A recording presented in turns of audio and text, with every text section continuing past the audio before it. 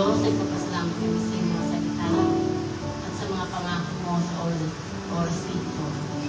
Hinihiling namin ang iyong gabay habang binabahagi namin ang iyong salita.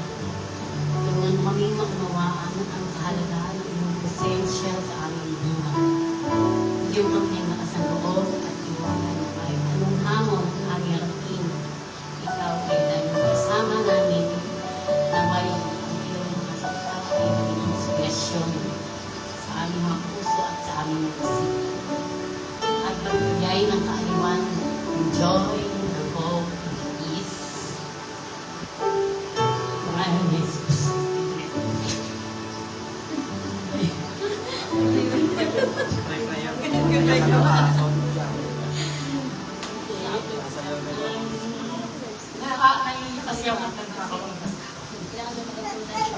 Ang verse na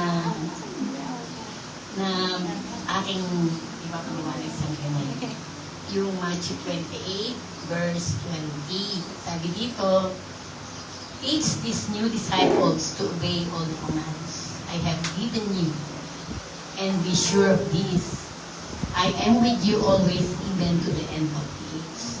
Diba? Sabi nga ni Lord, kahit nasaan ka, kahit ano, andun siya kasama niya tayo. No? So maraming promise si Lord sa ating buhay. No?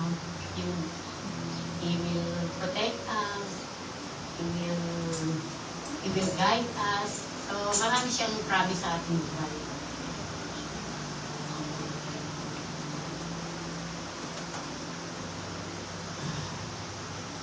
Sabi dito, bigyan din natin yung sabi niya, and surely I am with you always, to the very end of the age. This verse is a part of Jesus' great commission to his disciples, assuring them of his constant presence and support as they go forth to spread the gospel. It emphasizes that no matter where we are or what challenges we face, Jesus is always with us, guiding and empowering us in our mission. Diba? Sabi nga kahit anong ating maranasan, no, si Lord ay lagi nandun sa ating tabi.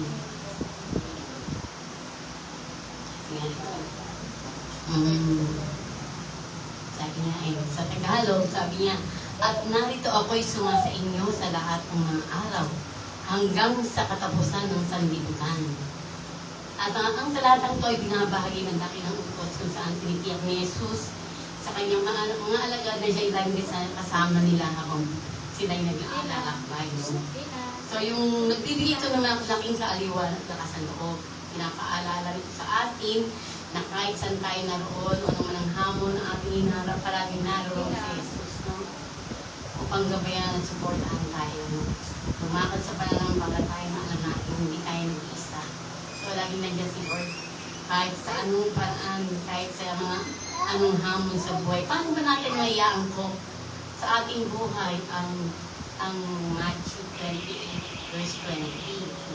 Pang-araw-araw ng buhay. Siyempre, number 1, panalangin. So, sa bawat panalangin, isama ang pagtitiwala na kasama mo si Jesus sa lahat ng iyong ginagawa. So, paano mo sa lahat ng ating ginagawa, problem man yan o blessing, siyempre dapat lagi natin siya isama sa ating panalangin para sa gabay at lakas. Okay. Ikalawa, siyempre yung paglilingkod doon ginagawa ng anak ko, natin, Mimi, na sa iyong mga gawain, maging ito man ay sa simbahan o sa community, alalahanin mo ng iyong servisyo ay hindi nag-iisa. Si Jesus ay kasama mo sa bawat iyong hakbang. Siyempre, katlo, pagtitiwala sa Diyos sa mga pagkakataong may takot o pagdududa, ipaalala mo sa sarili. Na lagi nandiyan si Jesus, maaari ka mag-isip ng mga sitwasyon kung saan siya magbigay ng tulong at lakas sa iyong sarili. Lagi mo siya isama sa iyong mga panalangin na yung tiwala mo at yung trust mo, yung hope mo ay lagi na kayo. Siyempre, naranasan ko lang ito. Yung talaga nag-iisa ka lang tapos yung hope mo na kay Lord lang yun. Nung wala kang kakayaan. Pero dumadaan ang panahon at yan, nairarakos mo dahil sa tulong ng Diyos. Hindi mo siya nakikita pero He is always with you wherever you go. So, So, pagbibigay ng mensahe, syempre, kailangan ko, di ba, may kailangan kang nakakaramdam ng kapaguran, ng problema, ng mga failure sa buhay, pwede mo siyang i-share sa kanya, no? Hikayatin mo siya na paramdaman niya ang presensya ni Jesus sa kanilang buhay, lalo na sa panahon ng mga pagsubok, no? So, marami na akong mga taong na-encounter din. So, sinishare ko yung salita ni Lord sa amin. So, tapos, yung pag sinishare mo yung salita ni Lord, nagbibigay siya ng joy, ng peace sa bawat isa. Parang nakakal yung sarili mo. Kasi ako nga pag nasalita lang ako, nababasa ko yung mga salita ni Lord. Ewan ko ba't naiiyak ako.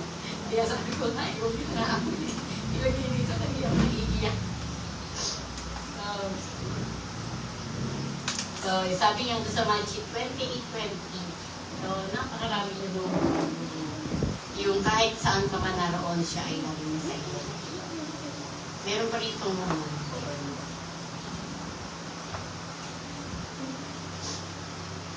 ilan dito sa mga promises ni Lord, sabi niya, God will protect you. Psalm 121 verse 7 to 8. Tapos, God always hears your voice, no?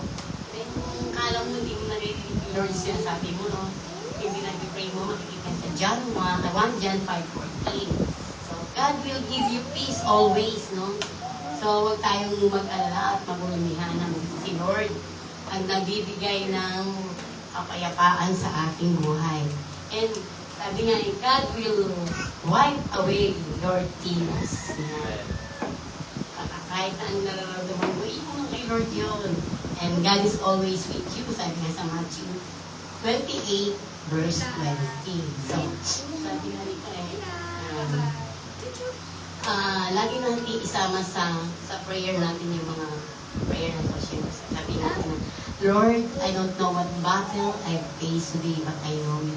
You go before me, strengthen my heart and spirit so I may stand firm in faith. Yan. So, napakaganda panalangin para kay Lord. No? Sabi niya Lord, without you, I am nothing. Guide my step today from morning till night according to your perfect plan. No? So, lahat ng nangyayari sa ating buhay, plano ni Lord yun. No? Sa kanya siya ang nagpaplano ng lahat. So, sabi pa nga ni Lord, sabi pa nga ng isang panalangin para kay Lord, fill me with your Holy Spirit, protect me from evil, and remind me you are always with me. So, napakarami pa nga po, promise ni Lord sa ating buhay. So, hindi tayo dapat nalulungkot, nalulungkanan.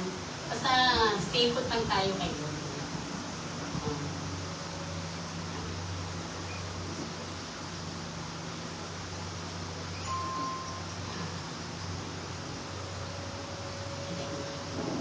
Nawala na yung ating